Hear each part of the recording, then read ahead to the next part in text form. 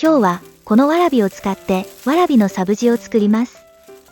というのも、先日わらびご飯で使って残っていたわらびをいつものサブジのようなスパイスで炒めて食べたら、これが結構美味しくて、それでご紹介したいなと思い動画を作りました。わらびはアク抜きが必要なので、下処理に少し手間がかかりますが、重曹を使って一晩放置するだけなので、思いのほか簡単だと思います。穂先の部分はアクが強いそうで、このように手ですり合わせてポロポロ落ちる穂先の部分は大胆に取り除きます。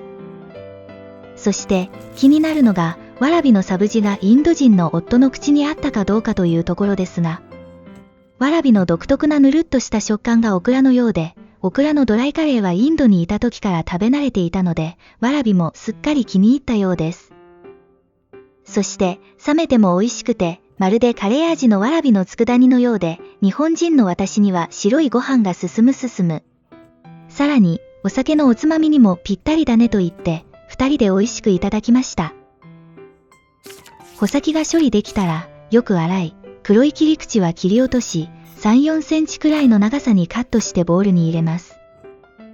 そして重曹 5g を入れたら、熱湯 800ml と水 200ml を入れよく混ぜます。わらびが水から出ないように表面にキッチンペーパーを貼って一晩放置します。翌日です。キッチンペーパーが渋い緑色していますね。水も綺麗なグリーンカラーで、なんだか捨てるのがもったいなくなりますが、重曹が残らないようにしっかり洗い流します。3、4回水を変えてよくすすいだら、水を切っておきます。一緒に炒める材料は、ニンニク4個、生姜1かけ、青唐辛子2本に玉ねぎ半分です。ニンニクと青唐辛子はスライス切りにし、生姜は千切り。そして玉ねぎはざっくりみじん切りにしておきます。あとは炒めるだけなのですが、フライパンに油を大さじ2より気持ち多めに入れます。そしてニンニクと生姜と青唐辛子を加えて20秒くらいしたら、クミンシードを小さじ1加えます。ニンニクやクミンの香りがふわっと上がってきたら、玉ねぎを加えて、玉ねぎの色が少し透き通るまで炒めます。ベジのドライカレー作りでは、玉ねぎの炒めが浅い段階で野菜を投入するのがポイントです。こうすることで、玉ねぎが焦げることなく、野菜も程よく炒められます。そして、パウダースパイスもメインの野菜を加えた後に投入します。よくかき混ぜて炒めて、わらびが全体的に少しくたっとしてきたら、塩とパウダースパイスを加えます。塩は小さじ4分の3。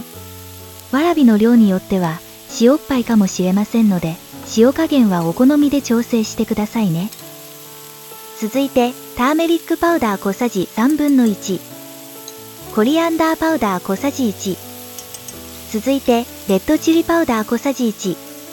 青唐辛子も加えているので、小さじ1のレッドチリパウダーは我が家では平気でも、人によってはとても辛いかもしれません。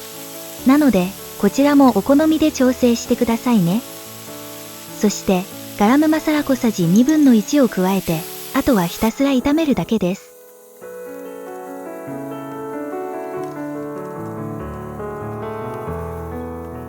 太い茎の部分はなかなかくたっとならないのですが、5分ほど炒めると全体がこのようにくたっとしてくると思います。